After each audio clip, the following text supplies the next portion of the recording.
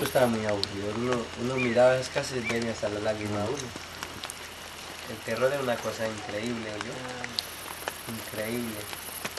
Vea, solamente uno veía y no chilla los perros para ir en las casas que quedan solos. Así como el ser humano siente el vacío, los animales también sienten el vacío.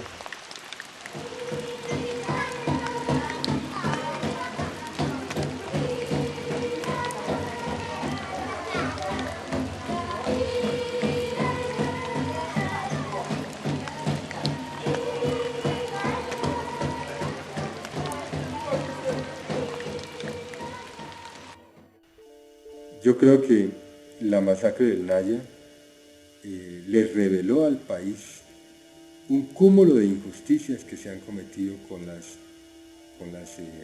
poblaciones indígenas, negras y campesinas de esta región del Naya.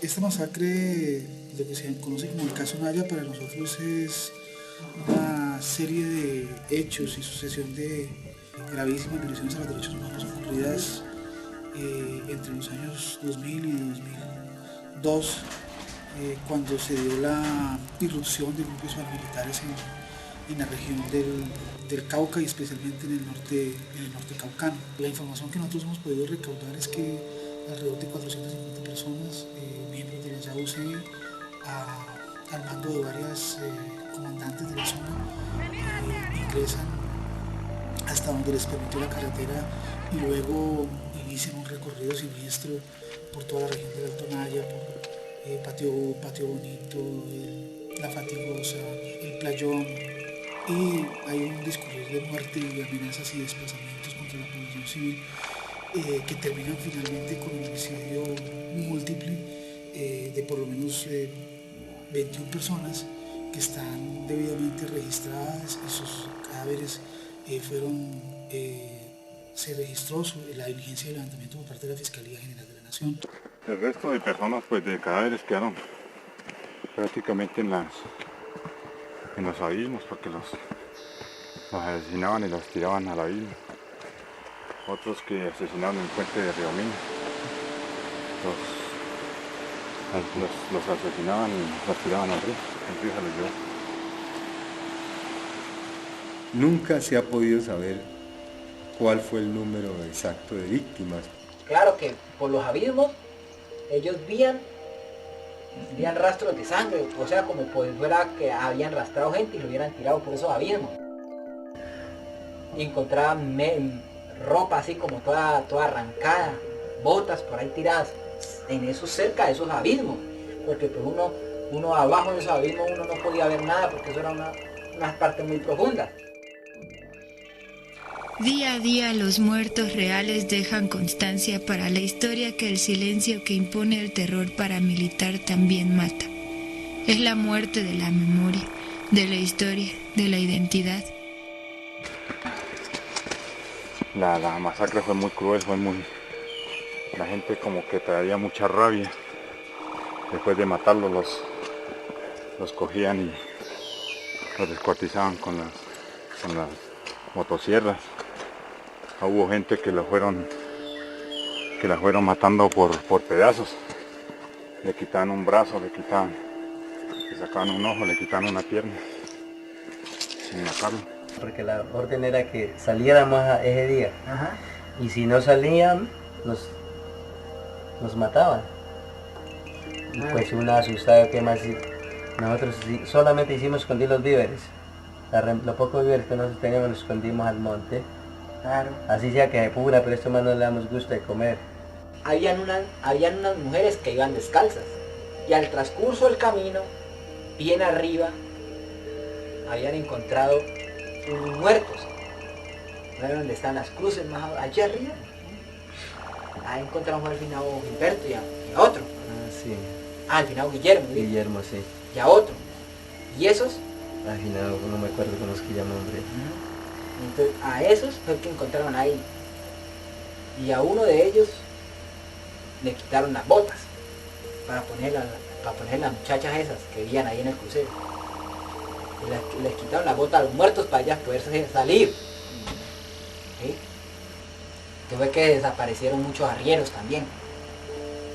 que entraban arrieros con remesa y comida para acá, y víveres para acá adentro, que ya a lo último iban, como las bestias conocen el sitio de donde ellas se quedan, hubieron unas bestias que se devolvieron y que iban llegando sin arriero a la casa, e iban llegando otra vez a la casa con carga y todo.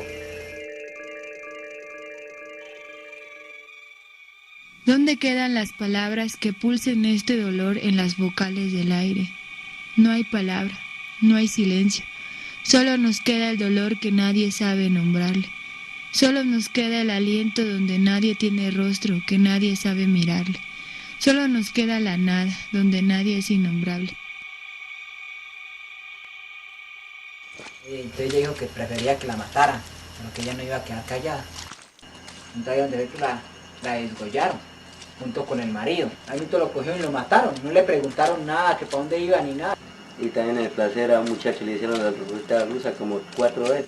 Pero sí le quemaron, mejor dicho, lo planearon, hicieron lo que ellos quisieron. Lo pisotearon como un pedazo de palo. Le dijeron un poco de cosas, le metieron una patada en la espalda, lo tumbaron y ¡pim! Le metieron un tiro.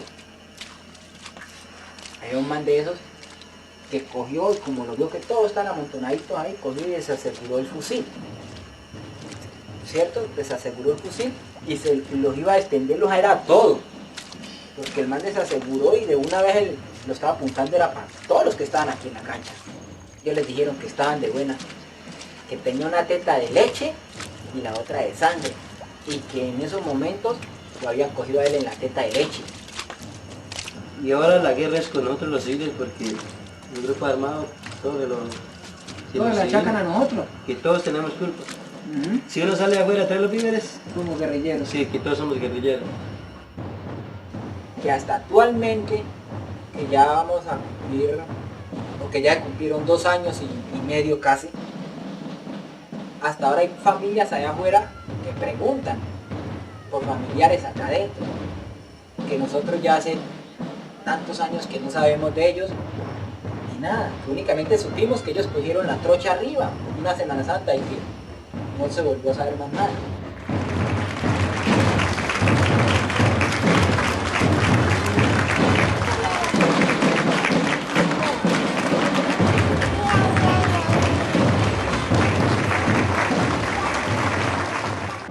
Los habitantes de la región guardamos en nuestra memoria el terrorífico recorrido de muerte de un grupo paramilitar de más de 400 uniformados que dejó consigo más de 200 desaparecidos registrados por nuestra gente, numerosas muertes y un desplazamiento masivo, tragedia de la cual la Fiscalía solo ha reportado la existencia de 28 cadáveres. Creer en la ley es renegar de la propia realidad. Los abogados, especialistas en producir la ilusión de la justicia, son quienes han popularizado la expresión "la ley es clara", como si la ley se refiriera a algo que no fuese ella misma. Exigir el cumplimiento de la ley es exigir la ratificación de la promesa que la tiranía demagógica no puede cumplir. La ley es el producto mejor elaborado por la propiedad privada y hace del crimen su principal insumo. Al pie del texto de la ley encontrarás la firma de los asesinos. Y particularmente deprimente fue el informe de la Fiscalía. Y sobre ese informe yo quisiera decir que no entiendo cómo se sabe por las resoluciones de acusación que en ese momento ya había dictado la Fiscalía, cómo ya tenían noticia de los testimonios de retenciones del segundo semestre del 2000. Y si tenían esos testimonios en sus manos, ya vinculados o trasladados al proceso, era su deber iniciar una investigación contra la Tercera Brigada y contra el batallón Pichincha. Pero en el placer sí hubo uno que después ya el calor ya fue a las 10 de la mañana, ya el calor ya empezó a calentar. Uno de esos lados se quitó el camuflado, ahí sí tenía donde decía Ejecutivo Batallón Pichincha, letras amarillas. Es un operativo planificado desde la brigada militar, la tercera brigada, y que fue penetrando poco a poco con un plan de acciones militares y paramilitares conjuntas que ya lo enunciaban desde los últimos meses del 2000.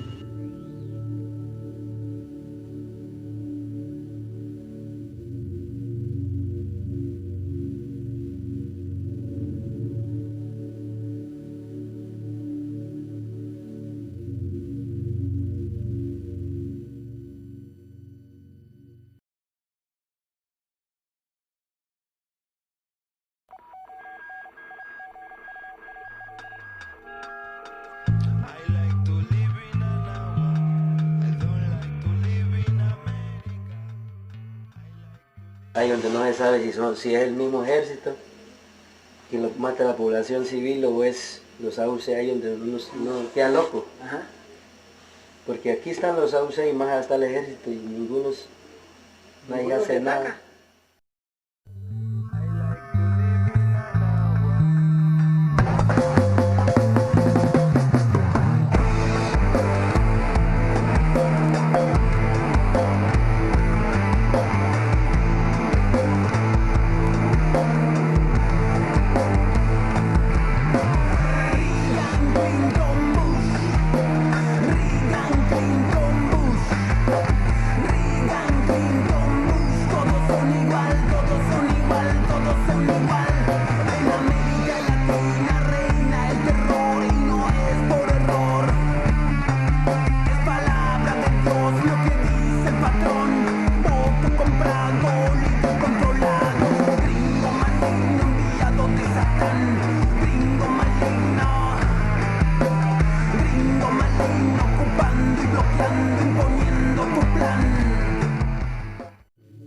Desde el año 62, según documentos que antes eran secretos pero posteriormente se han ido conociendo, existe una política oficial en Colombia impuesta por misiones militares norteamericanas que lleva a conformar grupos mixtos y a entrenar grupos mixtos de civiles y militares con la intención de desarrollar una estrategia paramilitar.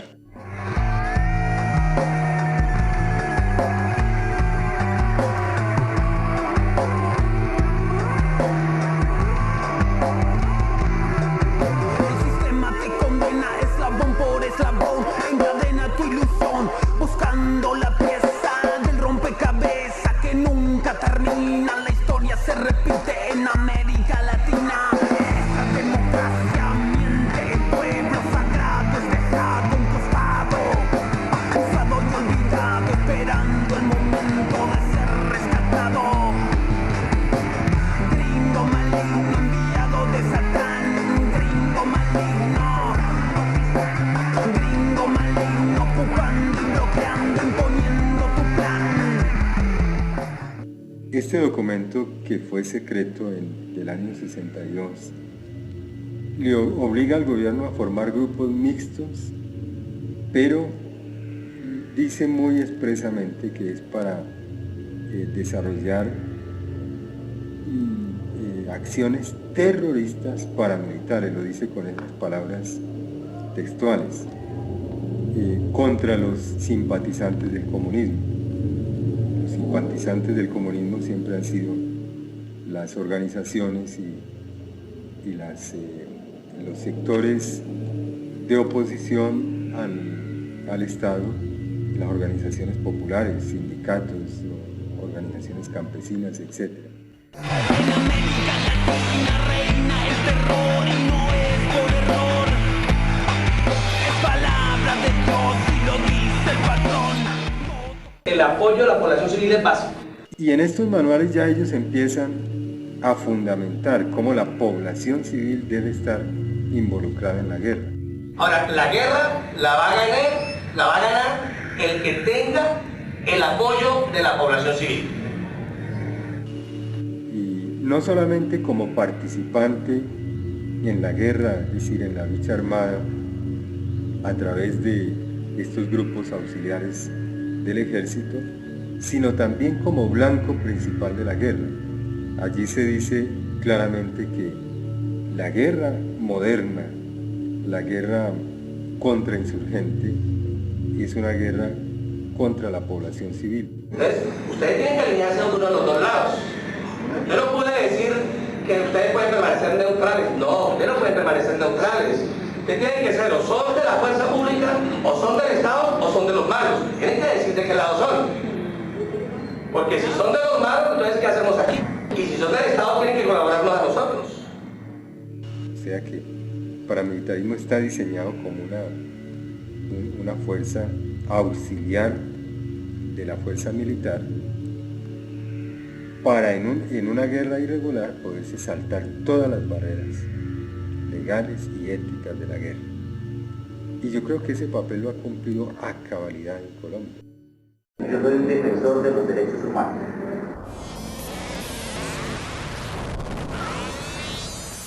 Soy el general Pedraza, comandante de la tercera brigada. Frente a las versiones de la Defensoría del Pueblo en las que se maneja un número mayor de las víctimas encontradas en el Naya. Dentro de tanto terror que se vivió, se especuló mucho. Yo creo que las autoridades están hechas es para dar mayor tranquilidad y no para producir pánico o producir actos de terrorismo, porque es que salir a decir de 100 muertos, de 60, otros de 200, 3.000 desplazados, es producir pánico, cuando la realidad que se está viviendo es diferente. Esperamos, ya hay 12 cadáveres más que se bajaron a Timba, más 4 que se habían enterrado en Jamundí, más la niña esta Gladys, que fue localizada en el sector del Ceral y enterrada allí, más un señor Velasco. Estamos trabajando con 18, yo he venido sosteniendo que eran 17, con esto ya quedamos 18 y creo que no hay más muertos. Ya el resto espero que sean más especulaciones de quienes están manejando estas informaciones. Después de calificar como especulaciones las versiones emitidas desde el organismo gubernamental, según se informó, el general coordinador de la ciudad de Cali. Profesionales se entrenan para asesinar, matar a gente indefensa, aunque no haya hecho ningún mal. Despiadados y con resentimiento, salen a esperar que la oportunidad se presente de descargar sus armas una y otra vez contra gente en defensa de la población. Es su cultura caer en la locura y arrastrar a quienes no se sepan agarrar.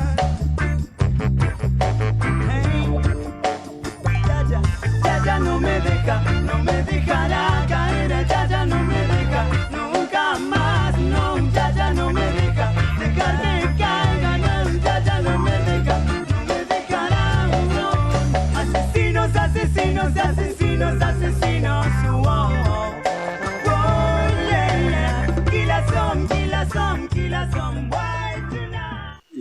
En el año 85 me parece a mí que hay una serie de anécdotas, de datos muy comprobados que muestran cómo el paramilitarismo, que ya tiene unas estructuras más o menos consolidadas, empieza a entrar en relación con el narcotráfico y en ese momento la violencia se dispara. Pues ellos tenían el brazalete de la UC, estaban bien vestidos como militar, y todos estaban bien aperados con buenas armas. Eso sí, armas sí tenían, mejor dicho, hasta los dientes, como se dice. Estaban bien vestidos, con sus buenos proveedores, unas armas muy sofisticadas que yo creo que ni los propios soldados las tienen. Y entonces el dinero de la droga empieza a financiar las armas modernas, sofisticadas, de los paramilitares. Si cada hombre, Álvaro, nos cuesta 1.200.000 pesos mensuales, un tiro vale 5.000 pesos. Un M60 puede disparar, yo no sé, como 100, 120, 150 tiros en un minuto. Armar un hombre cuesta más o menos unos 20 millones de pesos. Vamos a seguirle metiendo el cuento a los colombianos que aquí hay unos narcos y aquí hay unos antinarcos. Sobre todo en un país que ha financiado políticos, parlamentarios, presidentes, el deporte, las universidades, los reinados de belleza. Todo lo ha infestado el narcotráfico. Y como dato ya van en este lapso de 5 meses más de 35 toneladas de drogas capturadas por la Armada Nacional. Estas toneladas que cojan, ¿a dónde será que va a parar? No sabemos tampoco.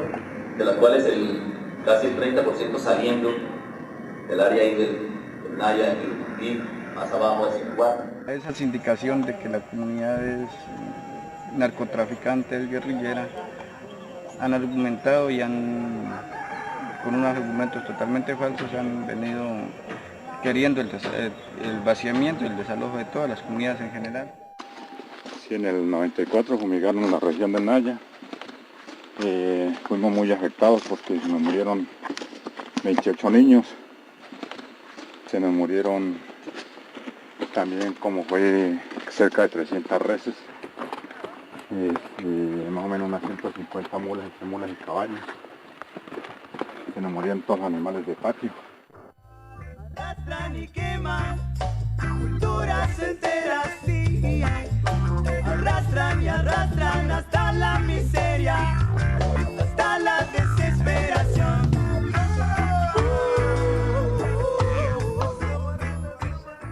Es decir, el paramilitarismo se convirtió en una política de acumulación de ganancia, de acumulación de riqueza.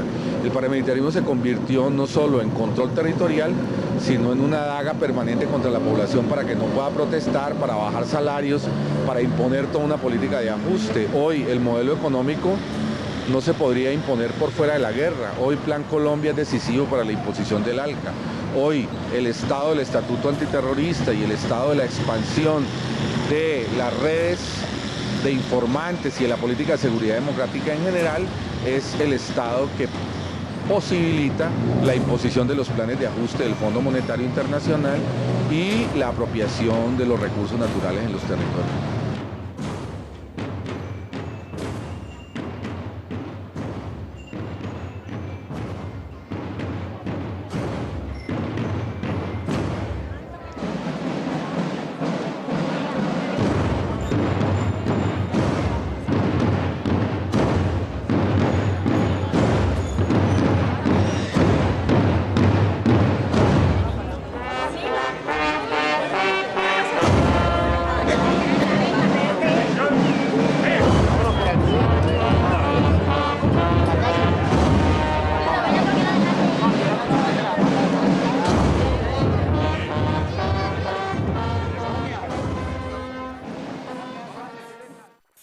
Para la Universidad del Cauca es claro que en este momento hay una situación de conflicto con respecto a las tierras que el señor presidente libertador Simón Bolívar y Santander le dieron como bienes a la universidad para asegurar como Universidad del Tercer Distrito su sostenibilidad y futuro financiero.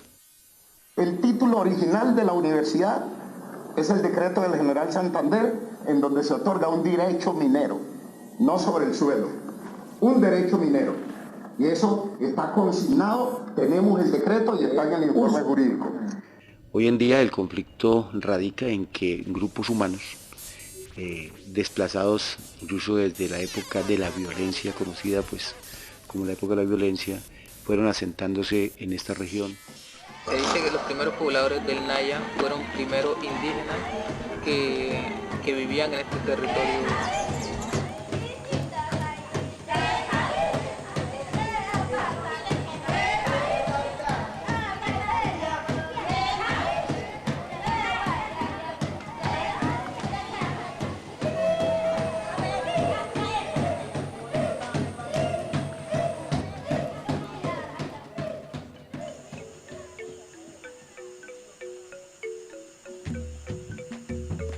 y hubo un proceso que hace más de 500 años las comunidades negras en el proceso de colonización por los de España sometieron a gran esclavitud pues, a mayor parte de los negros que se traía como mercancía, que en ese entonces le llamaban mercancía, para hacer que fueran personas sometidas a la esclavitud en el trabajo de lo que tenía que ver con la minería.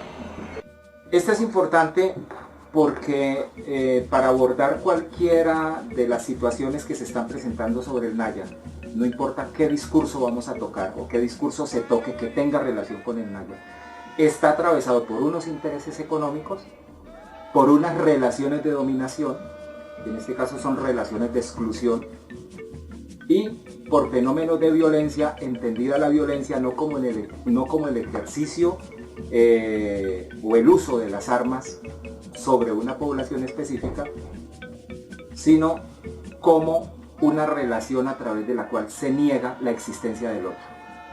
La esclavitud es precisamente un proceso de desterritorialización de unas poblaciones de otro continente que son asentadas en territorios de frontera, tal como se conoce para la época colonial, territorios de frontera que continúan su pervivencia hasta el día de hoy y que son los espacios de exclusión y de marca para unas poblaciones que en este momento, al insertarse de nuevo, ya no en una economía mundo que ya está completa, sino frente a los procesos de globalización, sufren el efecto de esas relaciones de dominación y continúan los procesos de desterritorialización.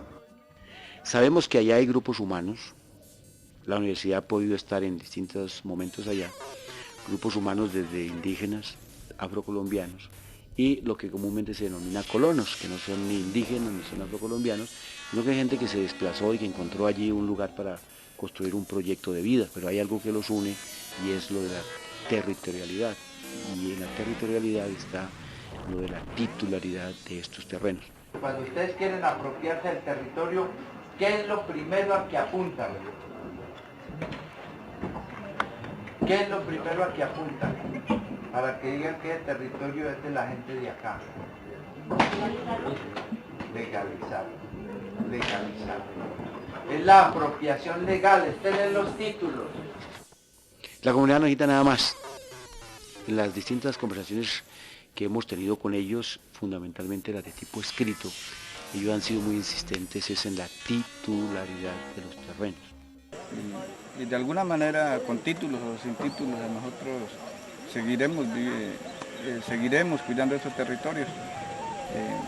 En últimas, los intereses no es por un título, los intereses que las comunidades argumentan es que les dejen el libre desarrollo y la propia subsistencia, porque sabemos que con un título tampoco va a dar salida ni solución a este problema de la comunidad.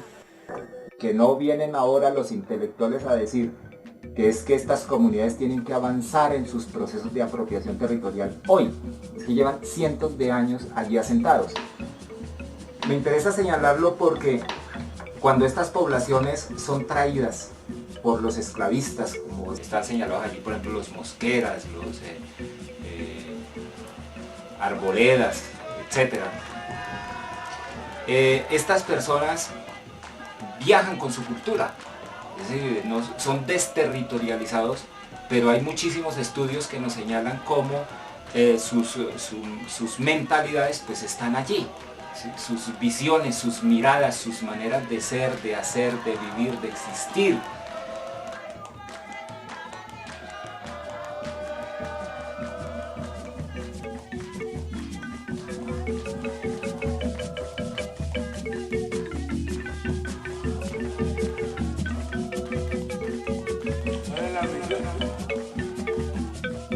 El territorio como tal significa nuestra vida y por eso nosotros no olvidamos nuestras expresiones culturales, ¿sí? En algunos momentos se hacen trabajos, por ejemplo, en lo que es la recuperación de algunos conocimientos, porque igual hemos sido bastante desarraigados por todos los procesos que hemos venido pasando.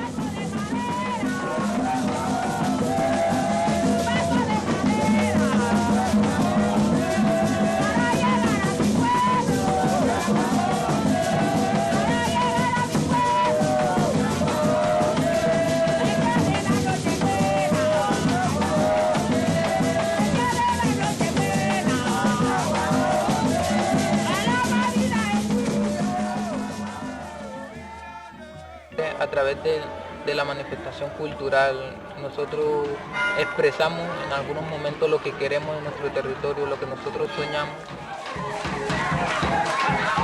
o un territorio no desarrollado en el sentido industrializado, sino en un sentido desarrollado en el sentido comunitario.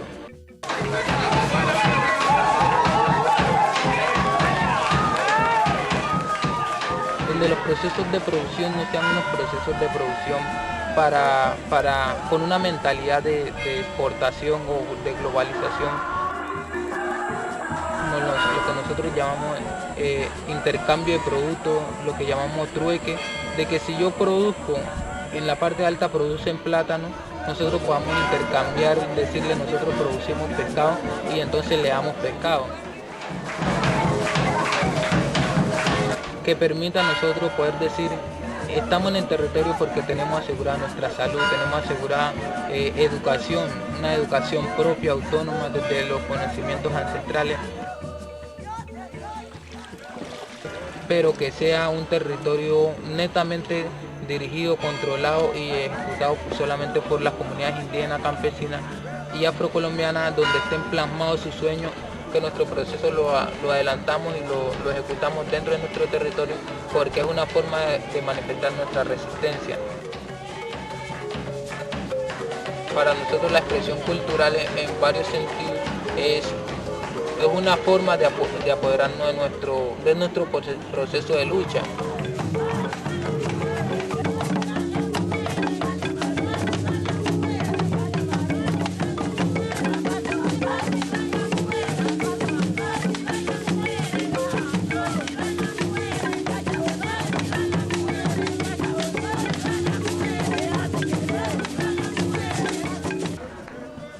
Y que a partir de ahí se han venido ya desarrollando procesos organizativos y todo en torno a la permanencia en el territorio, y nosotros creemos y manifestamos que el territorio lo queremos tanto porque nos ha tocado, como igual lo hicieron nuestros ancestros, le tocó dar su vida para poder ganar este territorio, le tocó entregar, derramar su sangre, ¿sí?, para poder ser libre, y entonces nosotros creemos que esta es una herencia, un patrimonio que han dejado nuestros ancestros.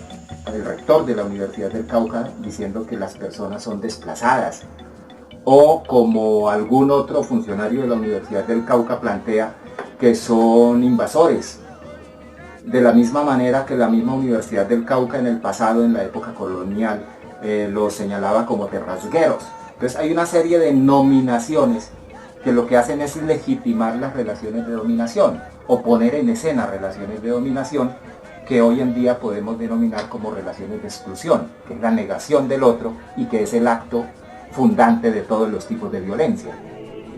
La universidad no se opone, jamás se ha opuesto, jamás se opondrá a una solución en derecho para legalizar el problema de las tierras del Naya. Porque lo que yo tengo en el expediente de titulación de la cuenca del río Naya no es una propuesta de solución, sino una oposición formulada en derecho, una oposición formulada por el señor representante legal de la universidad en los términos del artículo 24 del decreto 1745, diciendo nos oponemos a la titulación porque el predio es de propiedad privada. Que las negritudes tienen un derecho, nadie lo desconoce. Que los indígenas asentados en el Naya tienen un derecho, nadie lo desconoce. Que los colonos asentados en el Naya tienen un derecho, nadie lo desconoce. Pero los derechos de la universidad, institución oficial, igualmente nadie los puede desconocer. Como estamos ante 4 o 5 o más derechos de igual jerarquía, tenemos que recurrir ante quien nos puede resolver el conflicto. Cuando a las comunidades se le dice ustedes tienen que acudir al estamento jurídico, los están expropiando de su existencia para que su existencia pase a manos del lenguaje técnico jurídico que supuestamente es neutral y pretende resolver las contradicciones sociales, pero tal como lo decía Marx, ¿sí?, entre derechos iguales y contrarios gana la fuerza. Y ahí es donde se entronizan todos esos discursos como formas particulares de violencia. La universidad ante la situación ha mostrado su voluntad de llegar a alguna negociación con el gobierno nacional, porque es quien le corresponde al final tomar la decisión. Se ha metido un tema de por medio, que es el tema que ustedes conocen, que es el tema pensional de la universidad. La universidad tiene un pasivo pensional de 260.000 millones de pesos. Que con nuestras tierras se quiere solucionar un problema de un pasivo pensional cuando nosotros no tenemos nada que ver en ese pasivo pensional, ¿sí? La universidad es una entidad del Estado, y porque es una entidad del Estado nosotros creemos que las cosas del Estado lo tiene que solucionar el Estado, no con la sangre ni el desarraigo de las comunidades. Cuando la universidad plantea, por ejemplo, que está dispuesta y abierta, no habla de diálogo, sino a mirar cómo encuentra una solución a la situación, pero plantea que va a negociar con el gobierno un pasivo pensional de 2.000 y pico de millones de pesos. Lo que está haciendo es, frente a las comunidades, desarrollar un discurso aparentemente conciliador y benévolo frente a la existencia de las comunidades. Pero en su propio discurso está diciendo: yo con usted no hablo, porque con quien voy a hablar es con el Ministerio de Hacienda, con el gobierno central, con el gobierno nacional, para negociar el pasivo pensional frente a las tierras y los recursos del río, de la cuenca del río Naya. Los territorios de Naya no están en venta. Fuera directivos corruptos de la Universidad del Cauca.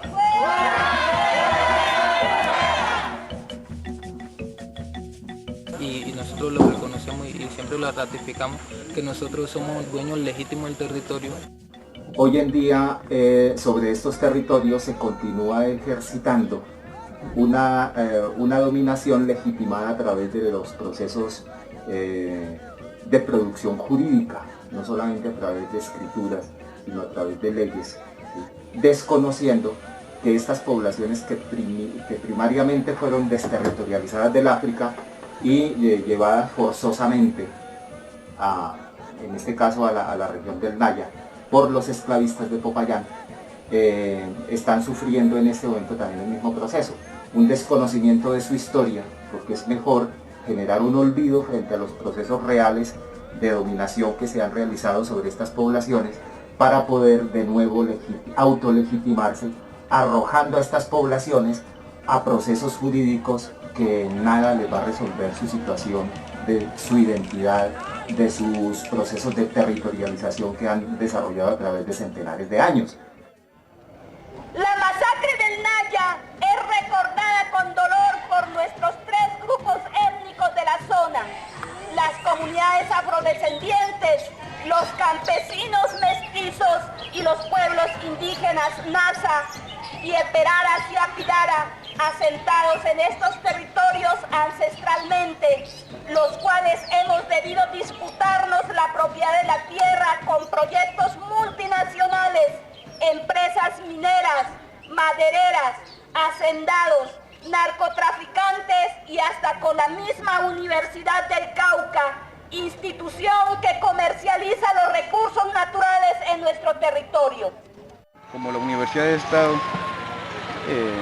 se les facilita venderle a multinacionales, a empresas explotadoras de minerales y todo lo que se deriva de una explotación, pero nunca han visto el propio desarrollo, el propio manejo de las comunidades. En un tiempo entró una compañía de minera con una retroexcavadora a explotar los recursos aquí dentro del territorio, que en última nos dimos cuenta que el permiso lo había dado la Universidad del Cauca para que esa compañía entrara a explotar los recursos. Entonces, en la medida que ellos comiencen a explotar los recursos, se comienzan a morir los peces por el líquido que utilizan. Entonces, se hizo una gran presión y la gente se movilizó y lo logramos sacar del territorio. Hay una tierra que es de la universidad, es una tierra que la universidad no ha podido usufructuar, que en las condiciones de hoy, cuando hay asentamientos humanos, es imposible usufructuar. En el caso concreto del Naya, es un hecho que ahí hay uranio, ahí hay carbón, como en casi toda esa zona de la cordillera occidental, hay recursos naturales en general muy fuertes, la dimensión selvática que va hacia el Pacífico también permite cantidad de recursos genéticos que las multinacionales están muy interesadas en apropiar.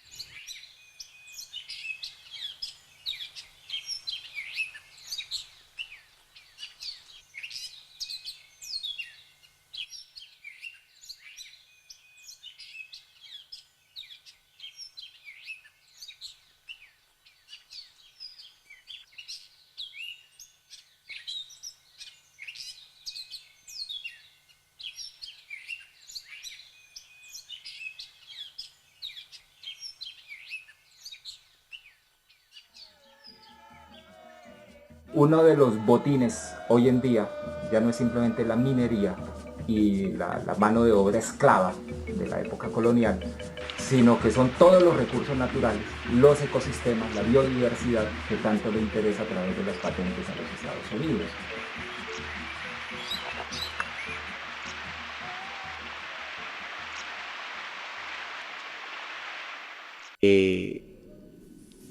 Toda esta selva tropical húmeda del Naya, qué importante fuera como un proyecto estratégico precisamente en el campo ambiental, que pudiéramos unir Muchique, Naya y Farallones, de tal manera que este gran corredor sea, y es lo que se busca como universidad mantener, primero un lugar de alta investigación en el campo del medio ambiente, donde obviamente va a ser un pulmón no solamente para el país, sino para la humanidad entera. La propuesta de corredor biológico es cómo darle permiso o entrar a las grandes multinacionales. La idea del corredor biológico, o sea, la idea original es que hay muchas especies que necesitan, digamos así, pasar de un lugar a otro sin que sea interrumpido por diferentes obras como carreteras o represas, obras de infraestructura o lo que sea. Entonces es, por un lado, unir áreas que les llaman así de gran diversidad, unirlas entre sí, con la idea esta, pero francamente, o sea, era una manera de apropiarse por parte de las multinacionales, transnacionales de conservación, como Conservación Internacional, de Nature Conservancy, la WWF, que se dedican, por ejemplo, a la bioprospección. A la bioprospección es a buscar recursos genéticos, plantas, conocimientos tradicionales de las poblaciones que están ahí. La mancha esto sirve para sanar heridas también. Curar granos que no se sanan. Ese es nativo de acá. La palma de 1000 pesos. Si se mira desde un punto de vista que es la conservación, sería magnífico y las comunidades nunca nos opondríamos. Aunque hay que tener claro que la idea madre, la idea básica es una sola. Es cómo apropiarse del territorio, en el caso cuando empieza como corredor biológico, sobre todo para la biopiratería, para la bioprospección, pero luego aparecen otra cantidad de intereses. Por ejemplo, la venta de servicios ambientales, del agua, del bosque. Y se trata de integrar a las comunidades, pero no a todas, sino a las que se presten a estos mismos intereses, entonces hablar con parte de las comunidades diciendo que es el componente social del corredor biológico. Nosotros manifestamos al Banco Mundial que no estábamos de acuerdo con la propuesta, ¿sí? Como nosotros no se pudo pasar en esa primera fase, que era la comunidad aceptar la propuesta de corredor biológico, que era darle el visto bueno, entonces el Banco Mundial se vio en la tarea de parar por primera vez la propuesta, ¿sí? Hasta que la universidad no concertara con las comunidades. En el caso del Banco Mundial, que es quien financió y dio la idea inicial del corredor biológico, muchas veces trabajan a través de estas transnacionales de la conservación o a través incluso de universidades, no necesariamente y muy pocas veces de las empresas, porque eso, digamos, mostraría muy claramente cuál es el proyecto. Mientras que para el público es mucho más tragable que haya una ONG disque ambientalista, digamos así, o que de conservación, o una universidad que parece que está haciendo un trabajo de conservación o científico. Hubo mucha presión por parte de la universidad, bueno, hubo ofrecimiento de recursos para que aceptaran la propuesta. En el caso del corredor biológico mesoamericano, cuando el gobierno mexicano anuncia el Plan Puebla-Panamá, que en realidad es un proyecto así múltiple de infraestructura, de explotación petrolera, de bosques, etcétera, integran el corredor biológico mesoamericano como si fuera el componente ambiental del Plan Puebla-Panamá. Ahora, este plan Puebla-Panamá se continúa con los otros corredores biológicos y con los otros planes que siguen desde el punto de vista militar, con el Plan Colombia, pero también desde el punto de vista de los corredores, por ejemplo con el corredor que toma desde el Chocó hacia el Pacífico, o sea que hay una continuidad de corredores, pero que en realidad llevan todos, digamos así, un poco como el mismo objetivo. La propuesta de corredor biológico como tal no es una amenaza, para nosotros no sería una amenaza en el sentido de conservar los recursos ambientales que se tienen. Para nosotros la propuesta de corredor biológico es una amenaza en el sentido que permite a todas las multinacionales explotar los recursos que aquí hay, como minero, como forestal. Y eso elimina el uso, por ejemplo, de las propias comunidades que están ahí establecidas. Ahora, realmente quienes han conservado esto, quienes no solo conservado, sino que lo han enriquecido y que realmente deben ser respetados son justamente las comunidades indígenas y campesinas que durante milenios han aumentado la biodiversidad. Dentro del plan que nosotros queremos construir y estamos construyendo es cómo demostrarle qué es una conservación de los recursos, ¿sí? Cómo es convivir con la naturaleza, porque lo hemos venido conviviendo durante nuestra llegada aquí, de nuestros primeros ancestros, y cómo enseñar de que la naturaleza, independientemente que yo la explote, la puedo conservar. Poner sobre la mesa, digamos así, que no se trata de un simple proyecto local en un lugar, ¿no? Como puede ser en un pedacito de Colombia, en el Cauca o donde sea, sino que forman parte de este proyecto grande, de este proyecto continental. Es decir, el Naya es un sector demasiado importante en toda la organización territorial de megaproyectos que se está haciendo en el escenario de Alca. Y miremos algo curioso con respecto a la guerra. Esos punticos rojos son los frentes de la salud que se desmovilizarán. Los que dijeron que se iban a desmovilizar. Fuente de un gran periódico colombiano. Un periódico muy conocido en Colombia. Pero para ser justo yo busqué la fuente del otro periódico. Este de acá era el extinto periódico Espectador. Y este es del Tiempo. Hay algunas variaciones, ¿cierto? Miren. Ahí las tienen. Ahora miren esto. Los que no se desmovilizan. Ahora miren esto. Los megaproyectos, miren.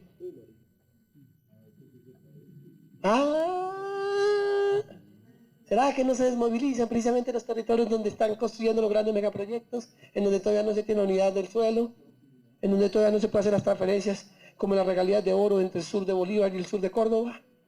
Hay coincidencias curiosas, ¿no? Hay hartas coincidencias allí. Y por eso nosotros hemos relacionado la masacre con la desocupación de las tierras para extraer nuestros recursos naturales. Esta es la realidad del país en este momento, es un país paramilitarizado. Dentro de este control paramilitar que se está tratando de ejercer en todo el país, también querían controlar y empezar a dominar la zona del Alto Naya y del Bajo Naya. Nosotros, los muertos, clamamos justicia para que no se repita la historia con aquellos que aún viven. Nosotros pensamos que esto es un gravísimo hecho de violación de los derechos humanos que muy seguramente va a quedar en la impunidad por la fragilidad con la que se ha manejado la prueba ya en la etapa de juicio.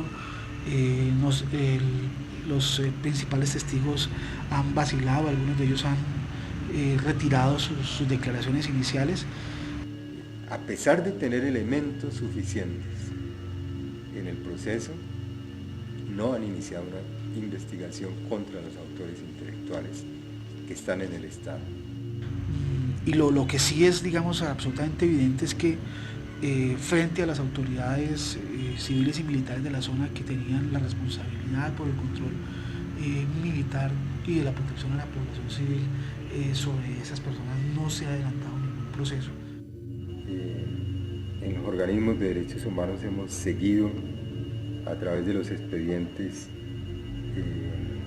estos mecanismos de la impunidad para llegar realmente a la conclusión de que la justicia en Colombia ha colapsado.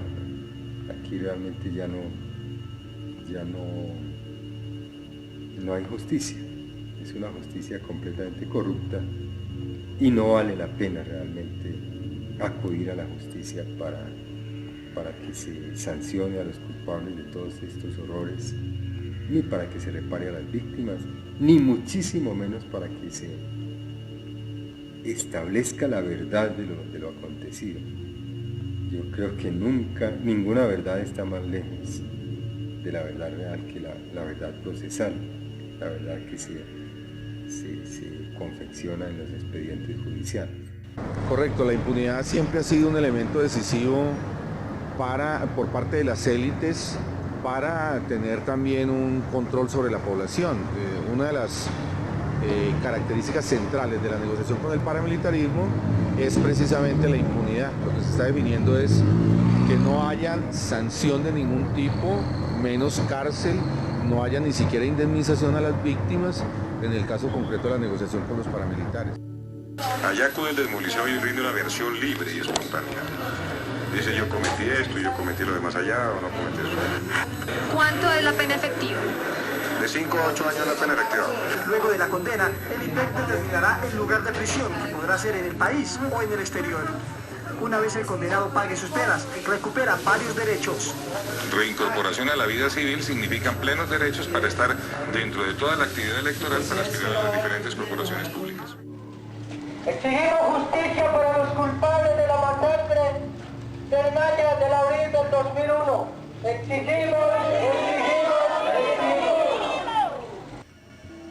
Nosotros aquí estamos luchando para adelante a ver hasta cuánto podemos resistir, porque uno a veces sale a hacer sus compras por allá afuera y algunos de ellos, de los grupos AUC, se ponen a murmurar por ahí duro, a decir que ellos para acá tienen que volver y volver y volver, y la meta de ellos dicen que ellos para acá tienen que volver. Entonces nosotros estamos con una zozobra acá, no sabemos a qué hora nos lleguen y que quizás ya vengan más duros, a qué hora nos levanten de nuestras casas y nos maten o nos quemen nuestras casas, porque ellos dijeron que ellos si volvían a entrar no iban a dejar ni una casa. Acá la gente dice que si llegan y ahora sí ya nos tienen que matar en las casas, porque ellos dicen que las casas no van a moverse.